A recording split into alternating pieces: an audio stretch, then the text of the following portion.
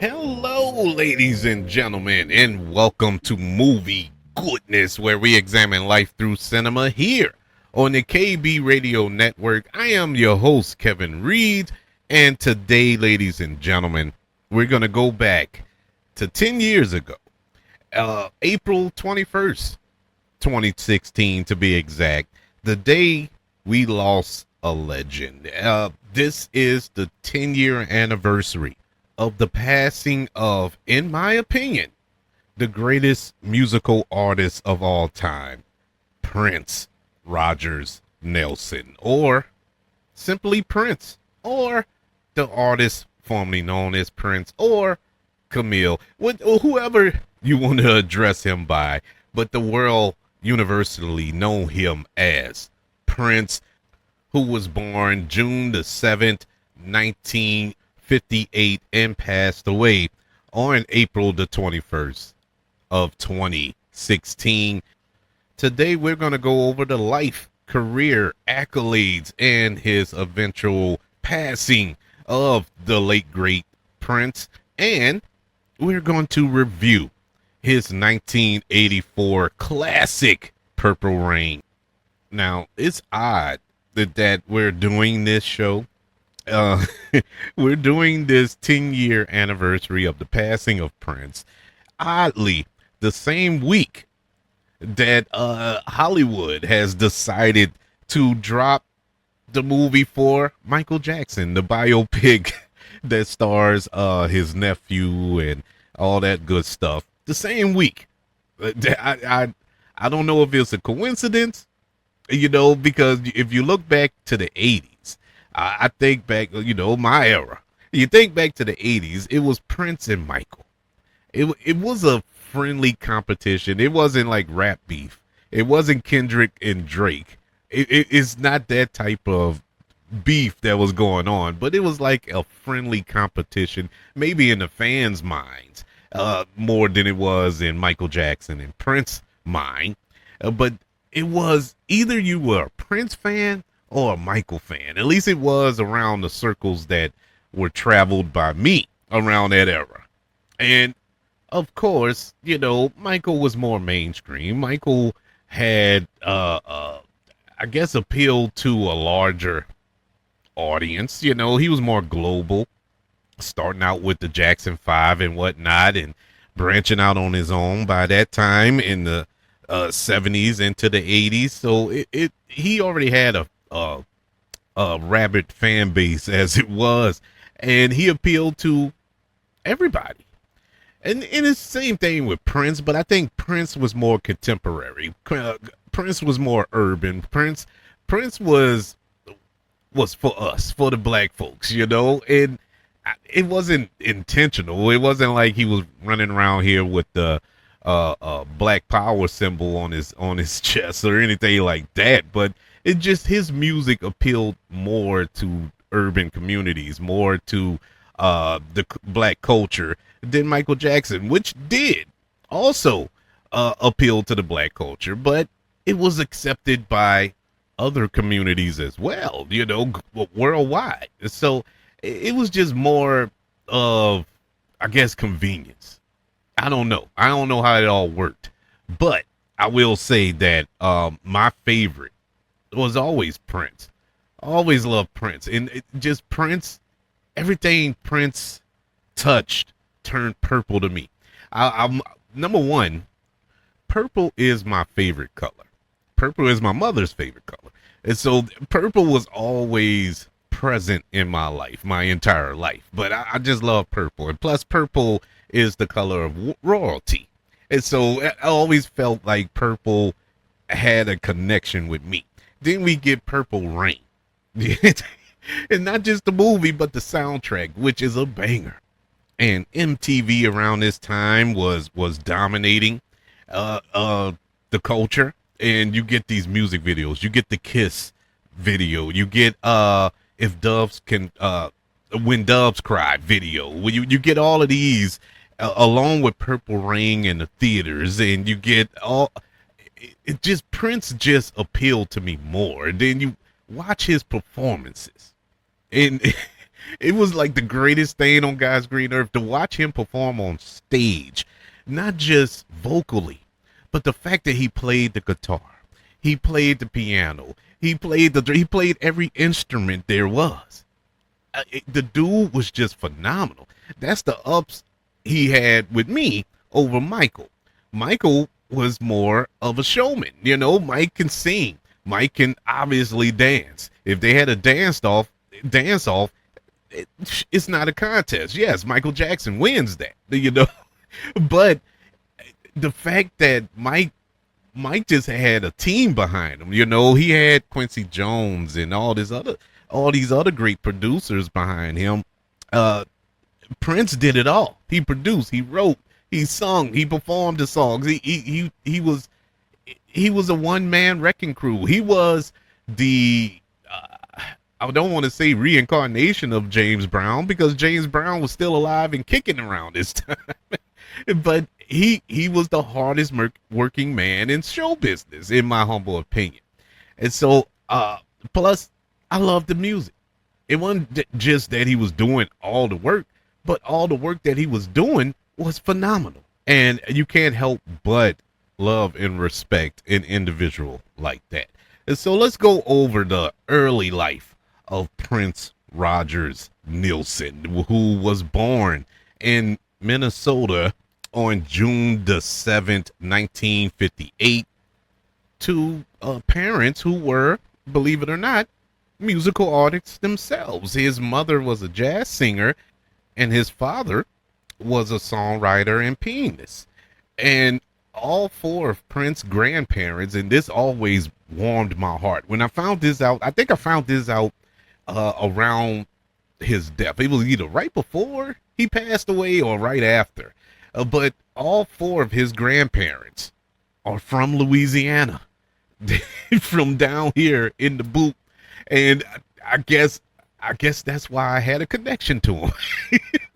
But on a little side note we talked about Michael Jackson earlier.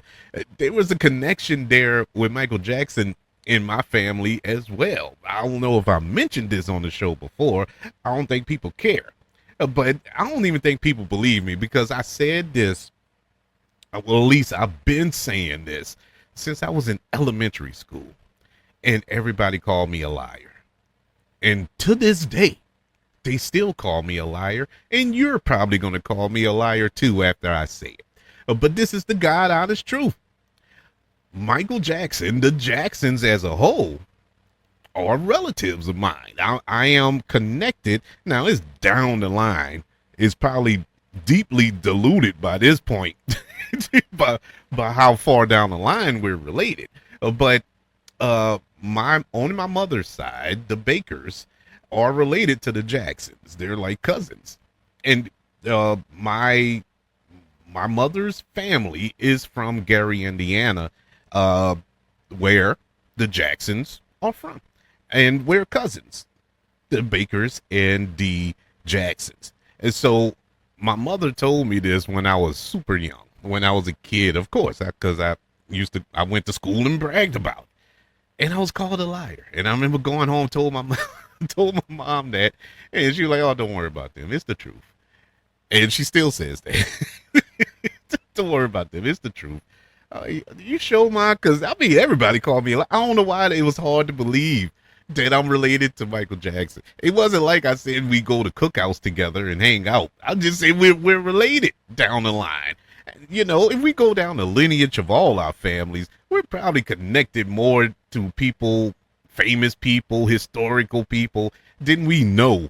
We just got to do the research. But yeah, it's hard. It was hard for them to believe that. I just don't get it. And it's probably hard for you to believe it. But it's all good. But anyway, let's get back to the business at hand here. We're talking about Prince here.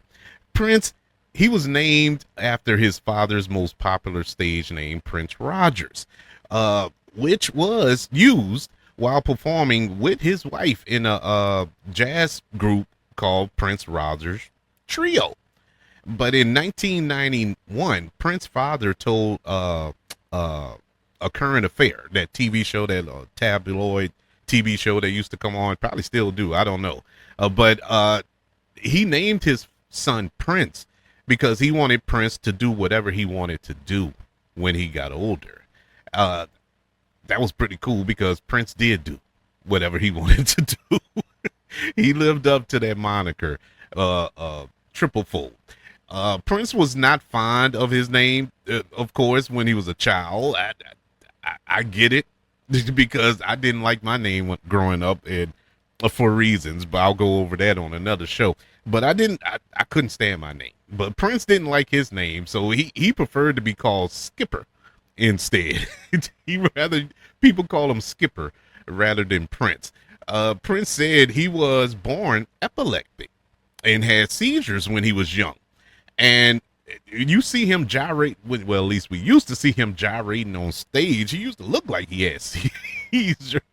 The way he used to move around stage, man. But when he was younger, he legitimately had seizures. And he said that one day he walked in and told his mom that he's not going to be sick no more. And she said, why? And Prince told her, because an angel told me. And hey, from the mouth of babes, you know. At the age of 7 years old, yes, 7 years old, Prince wrote his first song entitled Funk Machine on his father's piano. 7. What were you doing? I don't know what you was doing at 7. At 7 years old, Kevin Reed was playing with G.I. Joes and He-Man figurines. That was that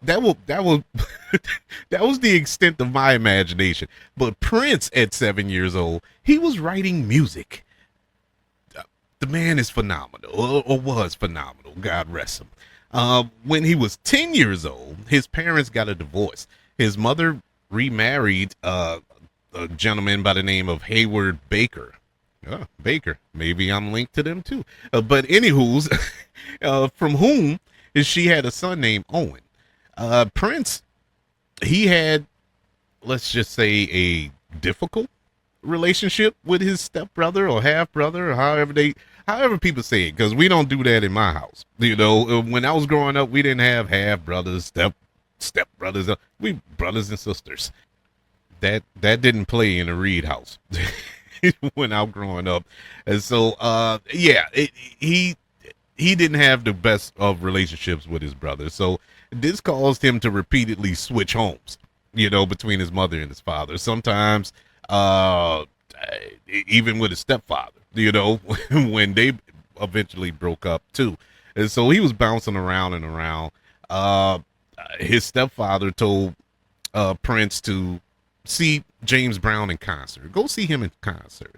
And so Prince credited his stepfather with improving his family's finances.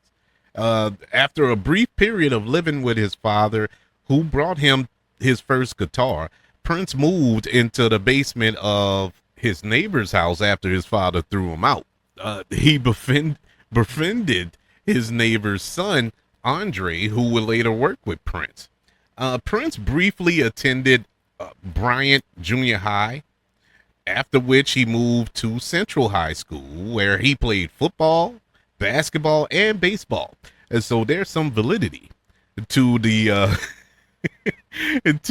Charlie Murphy story about Prince playing basketball. He actually was a beast in basketball, believe it or not. He played at Central's junior varsity basketball team and continued to recreationally play basketball as an adult. He was trained in classical ballet at the Minnesota Dance Theater through the Urban Arts Program and Minneapolis Public Schools. Prince became an advocate for dancers and used his wealth to save a failing ballet school in Chicago during the 1990s. Moving on to Prince's musical career, or career as a whole, in 1977, Prince signed a recording contract with Warner Brothers Records. Now, the contract gave him creative control, complete creative control for 3 albums, and retained his publishing rights. And now, this deal seems sweet, but this deal will played major dividends going forward in his career, which we're going to go over in a few minutes. But it all started in 1977 when he signed with Warner Brothers Records, and Prince, he basically put out an album every single year, believe it or not, up to his passing. I think later on, or late in his life, is when he kind of took hiatus between albums. But early on, it was every year. Beginning in 1978 with the album For You, in 1979, the self-titled Prince, in 1980, Dirty Mind, 1981, Controversy, in 1982, 1999, in 1984, the iconic, the legendary soundtrack to the film Purple Rain, in 1985, Around the World in a Day, in 1986, Parade, in 1987, Sign of the Times, 1988, Love Sexy, in 1989. He had a complimentary soundtrack to Batman. It was the Batman soundtrack. In 1990, Graffiti Bridge. In 91, Diamonds and Pearls. In 92, Love Symbol Album. In 1994, Come. In 1994 as well, The Black Album. In 1995, The Gold Experience. In 1986, Chaos and Disorder. In 1996 as well, Emancipation. In 1998, Crystal Ball. And also in 98, The Truth. In 1999, The Vault, Old Friends for Sale. In 2001, The Rainbow Children. In 2002, One Night Alone. In 2003, Expectation. In 2003, NEWS, or News. In 19 not 19, but in 2004, Musicology. In 2004, The Chocolate Invasion. Also he put out 3 in 2004. The Slaughterhouse. In 2006, 3121. In 2007, Planet Earth. In 2009, Lotus Flower. Also in 2009, you had MPL Sound. In 2010. In 2014, Artificial Age. And in 2015, he released Hit and Run Phase 1 and Hit and Run Phase 2 before his passing in 2016. But they did release an album in 2021, Welcome to America, that contains unreleased tracks from Prince himself. It was going to be released. He was working on it before his passing, but of course, he didn't get to officially finish it. When it comes to the world of films, everybody knows about the 1984 classic Purple Rain, which he stars as the kid in that movie, which was a semi-biographical take on his life, but he starred in 4 other films, which he also directed. Along with the 1984 film Purple Rain, he also starred and directed Under the Cherry Moon in 1986. In 1987, Sign of the Times. In 1990, Graffiti Bridge, which was a spiritual sequel to Purple Rain, believe it or not, because he's playing the same character. Well, let's be honest, he played the same character in every film. Prince wasn't an actor. That wasn't his strong suit, but he played the kid as well in Graffiti Bridge. And in 1984, 3 Chains of Gold, and that was his final film appearance. He also directed that as well. But on television, he popped up on the Muppet Show, I think in 1997, and on The New Girl, that sitcom that was on Fox. He played himself on that iconic episode, I must say. I wasn't a New Girl fan. My daughter loved that show, and she showed me that episode. I thought it was hilarious. I thought Prince was hilarious in it. But that was in 2014. But going back to his recording career, going all the way back to his first album, to be exact, For You in 1978. And on that album, Prince performed, wrote, arranged, composed, produced all the music for that album, with the exception of one. It was one song on that album that he didn't produce and perform all the instruments, which was 27. 27 instruments that he performed on that album. But the one song that he didn't write on the album, well, technically he co-wrote it, but he didn't do it all himself, and that was Soft and Wet. That was the one song on that album, and I only mention that for those of you who probably have trivia night coming up. And that song, Soft and Wet, reached number 12 on the Hot Soul Singles charts and number 92 on the Billboard Top 100. The song, Just As Long As We're Together, it reached 91 on the Hot Soul Singles charts as well. And so Prince, he came out the gate swinging and connecting.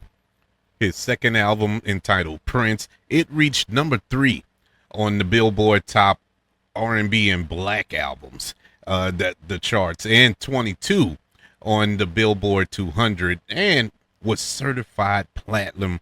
It contained 2 hits off of that album, Why You Want to Treat Me So Bad, and I Want to Be Your Lover, which I still rock to this day. The latter of which sold more than 1 million copies, and it reached number 11 on the Billboard Hot 100 and stayed at number 1 for 2 weeks on the Hot Soul Singles charts. In 1981, Prince formed a side project band called The Time. The band released 4 albums between 1981 and 1990, with Prince writing and performing most of the instruments and background vocals for the band, sometimes being credited under the synonym Jamie Starr or the Starr Company, with lead vocals by Morris Day, baby. In late 1982, Prince released a double album, 1999, which sold more than not 1, not 2, not 3, but 4 million copies. The title track was a protest against nuclear war and nuclear profiteering, and it became Prince's first top 10 hit in countries outside the United States. A little later, Prince released the single, Little Red Corvette, and also the music video, which was one of the first 2 videos by black artists, along with Michael Jackson's Billie Jean, to be played in heavy rotation on MTV, which was early on in MTV's infancy, perceived to be against black music, until CBS president at the time threatened to pull all CBS videos. Prince and Michael Jackson had a competitive rivalry, as I mentioned early on in the show, which lasted for many years. The song Delirious, also placed in the top 10 of the Billboard Hot 100 charts, International Lover earned Prince the first Grammy Award nomination at the 23rd Annual Grammy Awards. Now, with the release of 1999, the backing band for Prince will be referred to as The Revolution, and the band's name was printed in reverse on the album cover of 1999 inside of the letter I in the word Prince. The members of The Revolution, you had Lisa Coleman and Dr. Funk, or Dr. Fink. They were on the keyboard. Bobby Z, he was on the drums. Brown Mark was on bass. Dez Dickerson was on guitar. Jill Jones was the backup singer as well, rounded out the band. Early in the 1980s, according to Prince former manager Bob Cavallo, he requested, or should I say required, his management to attain a deal for him to star in a major motion picture, even though his exposure at that point was very limited. He at that point he wasn't a megastar. He wasn't Prince. You know, he had a couple of hits on the pop charts and R&B charts, but nothing to warrant a movie deal. You know, at that point. And so in 1984, this resulted in the hit film Purple Rain, in which Prince starred and was loosely autobiographical. And Prince released the album Purple Rain at the same time, which served as the film's soundtrack. Needless to say, the movie was a smash. Prince became the first singer to simultaneously have a #1 film at the box office, a #1 album on the charts, as well as a #1 single in the United States. We're talking at the same time. And for once again, the trivia night people, which single was the #1 single off of that album? Now let's keep in mind, you had the title track, Purple Rain, Beautiful Ones, you had When Doves Cry, you had Let's Go Crazy. The album was phenomenal. Phenomenal album. Which one of those tracks you think was the best-selling single off of that album? If you guessed When Doves Cry, you are correct. That was the best-selling single off of that album. The album, it was recorded with his band, The Revolution, of course, and it spent six consecutive months atop the United States Billboard Top 200 charts, and won the Academy Award for Best Original Song. After the disbandment of The Revolution, Prince released his first independent double LP album in 1987, Sign of the Times, widely considered his greatest work and one of the greatest records in music. I think a lot of people sleep on Sign of the Times. I don't hear a lot of folks talk about that. A lot of people listen to it, but it is a masterpiece of sorts. I mean, it is. Listen to that album. If you go back, listen to that album, bruh. Prince was in his bag for Sign of the Times. Movie, not so much, but the album, chef's kiss. In 1983 or 1993, in the midst of a contract dispute with Warner Brothers, Prince changed his stage name to a symbol. He changed it to the symbol of, I don't know what it is. I guess we'll never know, or certain few may know, but the symbol, a lot of people, a lot of his fans, and a lot of people just assumed, I guess, that it was a symbol of love. It was called the love symbol. And Prince was often referred to as the artist formerly known as Prince, or simply the artist. After signing a contract with Arista Records in 1998, Prince reverted back to his original name in 2000 and continued releasing albums, including the double Grammy Award winning Musicology in 2004, excuse me. He released 39 albums during his life, while still having a vast array of unreleased material. That leads us to April 21st, 2016. At the age of 57 years old, Prince died at his Paisley Park home and recording studio in Minnesota after accidentally overdosing on counterfeit hydrocodone pills, which was laced with fentanyl. It was clearly an accident. Prince wasn't a pill. Well, I would say he wasn't a drug abuser like that. That wasn't his thing.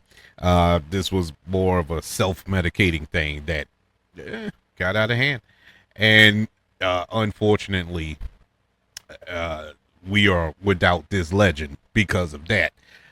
Prince sold more than 100 million records worldwide, making him one of the best-selling music artists. His awards include Grammy President's Merit Award, the American Music Awards for Achievement and of Merit, the Billboard Icon Award, an Academy Award, a Golden Globe Award. He was inducted into the Rock and Roll Hall of Fame in 2004, the Rhythm and Blues Music Hall of Fame in 2016, the Songwriters Hall of Fame in 2024, and twice into the Black Music and Entertainment Walk of Fame in 2022. Prince will be sorely missed. His legacy lives on through his music, through his art, through those who he has influenced. I can't. I remember a quote. Eric Clapton, and he was doing an interview, and the interviewer asked Eric Clapton. He was like, "Man, how does it feel to be the greatest guitarist of all time?"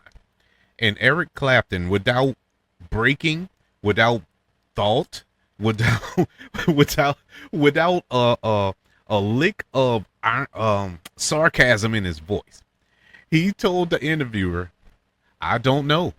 You have to ask Prince that." And that was the end of the interview. Prince would shred a guitar.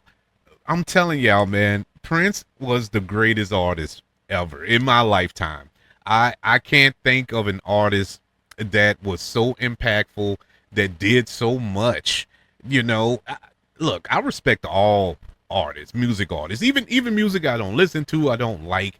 I respect them because that is not easy. It's not easy to record a song, sing a song, to tour, if you perform instruments, it's hard to do that. It's hard to write. It's hard to do all of this stuff. Whether it connects or not, that's subjective. That's up to the listener. But it is hard. And so I respect them all. But I got a greater level of respect for Prince because he did it all. He did it all and did it all relatively with ease. And I'm saying that on the outside looking in. He just made it look easy. He made it look easy on the stage and when you're listening to it. My greatest memory of Prince was the Super Bowl halftime show in 2007, I think it was. And it was in Miami. And that was one of the best halftime shows, if not the best halftime show I've ever seen. I've never seen a halftime show like that. Look, I know as of late, that's been the talk of all the Super Bowls. They don't even care about the game, but everybody's talking about the halftime shows, whether it's Bad Bunny, Kendrick Lamar, or Beyonce. It's all about, who's going to perform and all this other foolishness, But there was a time when we didn't have all that. There was a time when, especially when it came to black artists, after the Janet Jackson Nipplegate debacle, it was a long dry period for black artists in the halftime show. Michael Jackson did the halftime show. I can't remember what year it was. It was pretty good. It was pretty good. I mean, it's Michael Jackson. He's gonna work the stage. But I remember them announcing Prince for the halftime show. And the first thing ran across my mind. Now, mind you, this is coming from one of the biggest Prince fans of all time. I remember saying, why? Because Super Bowl halftime show and Prince did not come together to me. It just did not mesh. I didn't see the vision. I didn't see how Wanna Be Your Lover is going to get me hyped for the second half of this game. I don't see where Purple Rain is going to get me hyped up for the third quarter kickoff. I didn't see it until I saw it. This man, for 12 minutes, put on the greatest show I ever saw in my life. He did a cover of We Will Rock You by Queen during that performance, which was just bananas. That's how he started it. He started off with that. I'm like, okay, my worries are over. And so at that point, we were all in. There was threats of rain throughout the evening at the Super Bowl. In the first half, the rain, it kind of drizzled or whatever, but it stopped. And so at halftime, they were still worried about the rain. Now, mind you, this is an open stadium in Miami. In the middle of Prince's performance, he just started not in the middle, it was at the end. He got through the whole performance, and it was great. The whole performance. And at the very last song, he started playing Purple Rain. And I kid you not, you can't make this up. Hollywood, I don't care what special effects, AI generated, it's nothing you could have did to top this moment. And this was purely real. He started performing Purple Rain, and it started to rain. And he just kept performing. It was, oh my, I'm getting chills thinking about it now. If you didn't watch that halftime show, I'm sure it's on YouTube somewhere. I'm sure it's somewhere you can find it. It will run chills up your spine. And he closed the performance with that, and it started raining. It was like God was looking down and said, here you go. Let me just sprinkle a little let me just sprinkle a little something to end the night. After that, I can't even remember who won that Super Bowl. Was it I think that was the Colts? Yeah, that was the Colts and the Bears. And the Colts won. And I remember that because 2 years later the Colts went back to the Super Bowl again and in Miami, that same stadium, and played the Saints, and the Saints won. Hey. And so I remember that much. But yeah, that was an amazing moment. And it put Prince back in the pop culture zeitgeist, because he was kind of, I'm not going to say fading because he's Prince, but nobody was really talking about Prince like that. But after that, everybody was back on the Prince bandwagon when it came to how great of an artist that he is. Before we move on to our movie review, let me mention this Batman situation. Because it's funny. It's a funny thing. Now, on paper, this should be great for Kevin Reed. Kevin Reed's favorite comic book character of all time, Batman. Kevin Reed's favorite music artist of all time, Prince. You put the two together, it should be perfection, right? Well, it wasn't. It wasn't. I did like a couple of tracks off of that album, but it didn't fit the Batman to me. It didn't fit the vibe. And there's background reasons for that. This was a Warner Brothers thing. It had nothing to do with Prince. Prince didn't lobby to do the soundtrack for Batman. Tim Burton, who directed the Batman, he didn't lobby for Prince to do the soundtrack for Batman. But there it went. Prince went into the studio. He produced an entire 9-track album, which was released in 1989 to go along with Batman, and it ended up peaking at #1 on the Billboard 200, selling 4.3 million copies. The single Bat Dance, which is horrible, it topped Billboard's Hot 100 and R&B charts. Bat Dance, maybe horrible isn't the right word. It's not a bad song, but it like I said, it just doesn't fit the vibe of that movie. The movie was gloom, it was dark, it was campy. Bad Dance felt like it should be in a Marvel movie, a happy-go-lucky superhero movie. It just didn't match. Um, Party Man, another song. Now I like Party Man. Party Man fit the vibe of Joker, and I think that's what the inspiration for that song was. But it topped at number 18 on the Hot 100 and number 5 on the R&B charts, while the ballad Scandalous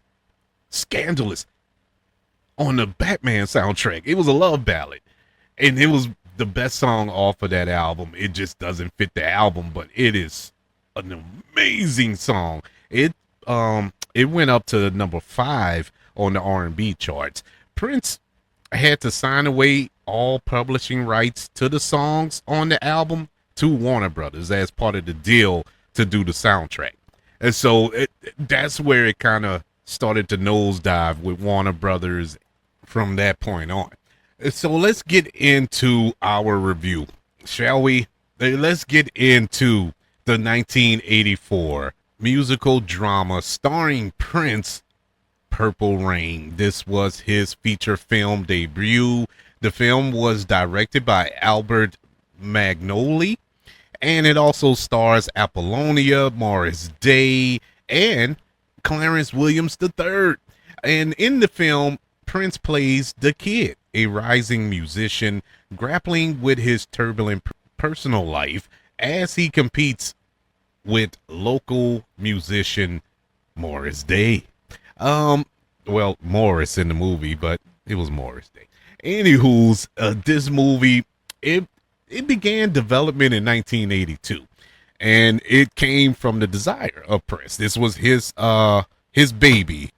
He basically wrote the story, and they hired screenwriters to fill in the gaps between those stories to extend it to a full-length feature film.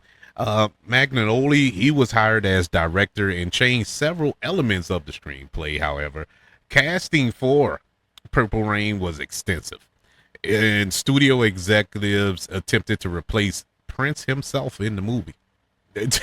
they were not happy with the way things were going, and that just goes to show you how arrogant Hollywood is. Now, this was this man's idea. He took the time trying to develop this, get it off the ground. They got writers, they got a director, they got a star, and you're gonna move him off of it. But cooler, of course, common sense prevailed, and Prince kept the gig. The principal photography began in October of 1983 and lasted until December of that year, and filming primarily took place in Minnesota. It did face some delays and some scheduling alterations because of, the feud. There was an actual feud between Morris Day and Prince. They could not be on set together, and so they had to kind of film around that in order to get this film made. The film was released theatrically on July the 27th of 1984.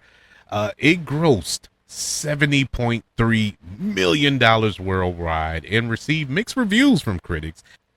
The film went on to win Best Original Song at the 57th Annual Academy Awards, and its song When Doves Cry, Let's Go Crazy, and Purple Rain went platinum in the United States. Purple Rain in 2019 was preserved by the U.S. National Film Registry by the Library of Congress for its historical and cultural significance. Purple Rain is one of those movies that when you sit down, especially now, being as though it's been, 42 years since its release, you can sit back and acknowledge the flaws. And there are many, many, many flaws in Purple Rain. But you can't help but love this movie. I've watched this film at least once a year ever since 1984. So you could say that I've seen it over 40 something times. This movie has some of the worst acting you would ever see in a film, television show, or web series. This is so bad. Prince cannot act. He can play any instrument God created. He can sing any song.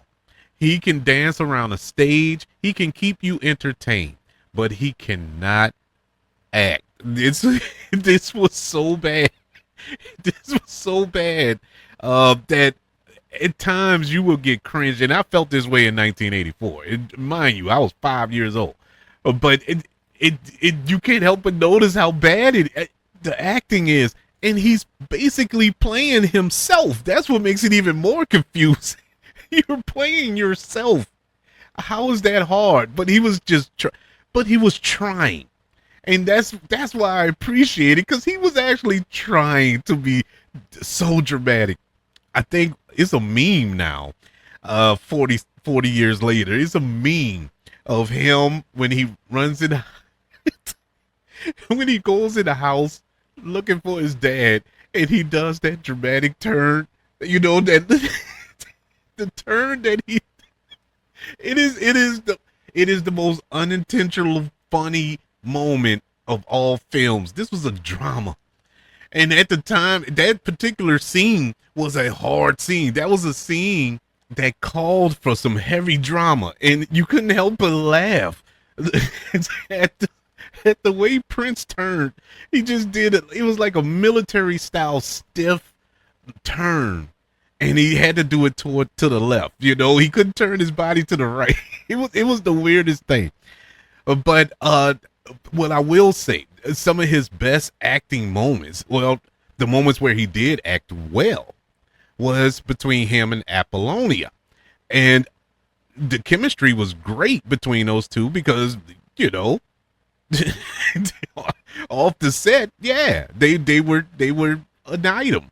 And so they had a level of chemistry that worked on screen. And that was the moments where Prince actually felt comfortable. He looked comfortable in front of the camera. Outside of that, and not when he's on stage, when he's doing these other dramatic moments and whatnot, and having to converse with other actors, it just didn't get there. But outside of that, with Apollonia and dancing, but performing on stage, he was awesome. He was awesome.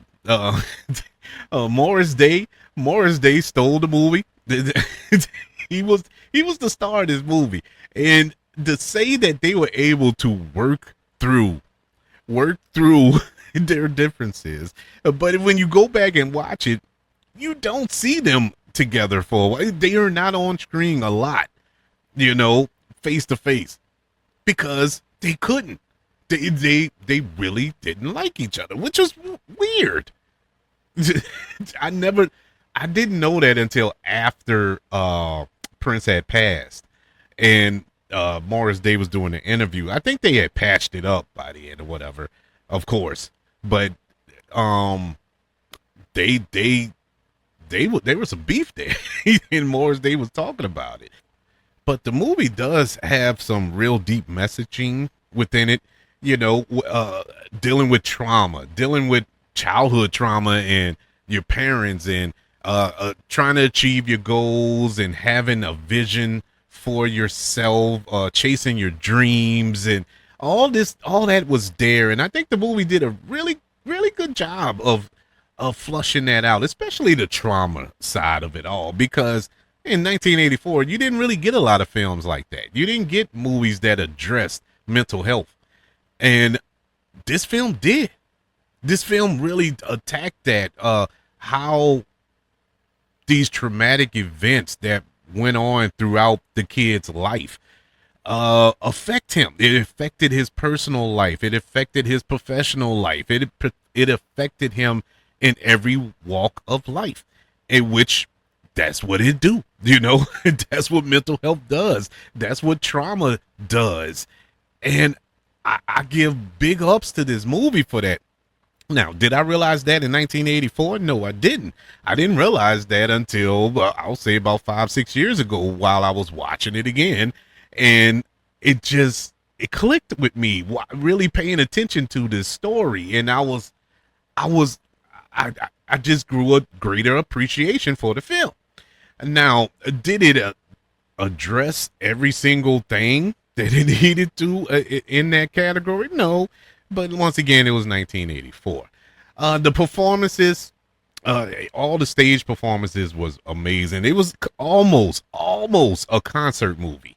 It was almost that. You got maybe four or five Prince performances. You got Morris Day and the Time performing. You have Apollonia 6 performing. The Revolution themselves, just by themselves performing. It was a lot of performances, but that's what they do. You know, these weren't actors. There weren't too many actors in this movie aside from Clarence Williams the third. Who else? I think the mother, the actress who played the kid's mother, I think she was an actress.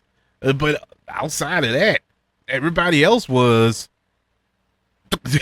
they were performance artists. They were music artists, and so you can't really judge them off of that.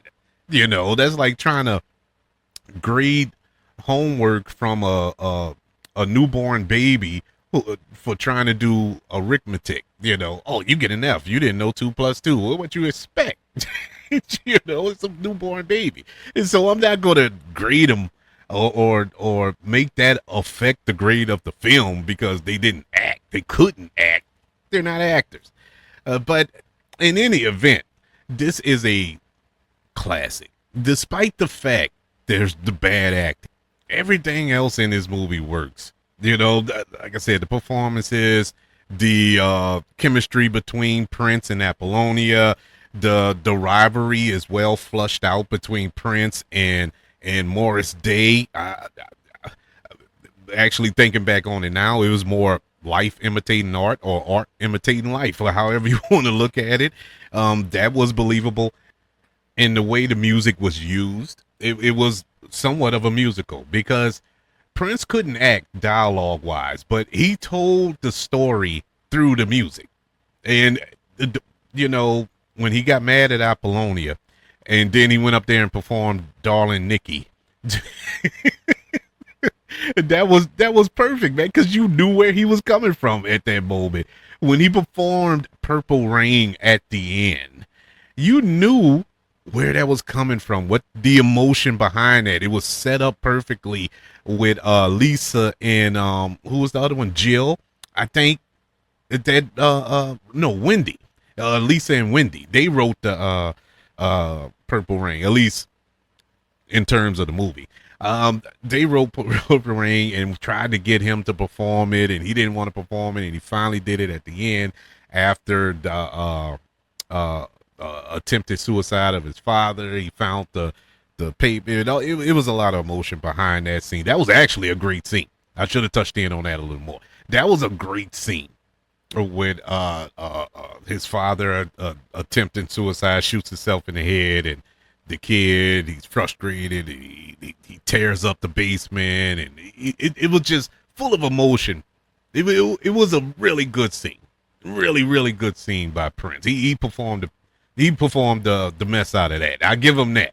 That was great. And then to perform Purple Rain after that and get the reaction that he got from the crowd, great. Returning to the stage and performing 2 songs at the end. You know, what was it? I Would Die for You and Baby I'm a Star. Those would, I'm telling you, that man, that album. I'm telling you, after I finish here, I'm gonna listen to it. I'm gonna pop it on and listen to it again. It was great. That was a heck of a way to end this film. This movie, Purple Rain, which came out in 1984, yeah, full of flaws, cheesy in a lot of ways. It's pure 80s cheese, but it still gets a letter grade of an A. I love Purple Rain. Purple Rain, as far as musicians in kind of semi-biographical films, autobiographical films, I think this is one of the top ones. I really loved it because it took big swings, man. It wasn't a happy-go-lucky movie. It wasn't that type, oh, I'm going to fight to the top, and he signs a recording contract at the end of the film and all this other fool. It was none of that. This was real. As real it could be, but it was realish. And I really do love Purple Rain. Yeah, man, Prince. Prince is the greatest. Or was the greatest. No, I was right the first time. Is because his legacy is still here. His music is still here. Purple Rain is still here for us to watch and listen to. I mean, the man left a legacy that I don't know, not too many artists can top. Maybe Michael Jackson, maybe, but that's I don't know. I'm just throwing that out there. I don't even think Mike can, but I'm just trying to be nice to Michael Jackson. But Prince was the greatest, and he is sorely missed. 10 years later, it still doesn't feel right. It still feels like there's a void missing there, but I will continue. I will continue till my dying day to bump Prince ad nauseum. I know people who pull on side of me and be listening to me like, what is he listening to? Like, yeah, baby, I'm a star. Yeah, yeah, international lover. Yeah, I'm listening to all that, bumping it up the highway. Don't care. Love him and miss him. I would love to know, what was your favorite Prince song? Was it on the Purple Rain soundtrack, or was it something else? What is it? Was it her? Because I didn't touch in on all the work he did behind the scenes. You know, writing for Shaka Khan, writing for Madonna, writing for Sinead O'Connor. He did a lot of behind the scenes work as well. And so there's a lot of Prince songs you probably don't realize are Prince songs performed by artists that you wouldn't think, like, wait, they worked with Prince? Yeah. Prince was a mega big deal in the music industry. But I would like to know, what was your favorite? One of the ways you can let me know is by email, kbradiopodcast@gmail.com. Another way is on all social media platforms. Just search for the KB Radio Network. Don't forget about YouTube. Subscribe to the KB Radio Network channel and like this video if you don't mind. Don't forget about the 5 stars, the reviews, and sharing this show if you're listening on Apple Podcasts, Spotify, iHeartRadio, wherever you are currently listening to movie goodness here on the KB Radio Network. Everybody, thank you for joining me as we looked back at the life, the career, the legacy of Prince 10 years after his passing. May he rest in peace. God bless his soul. Once again, everybody, I want you all to know that I love you. Continue to love everyone. And until we speak again, you all be blessed.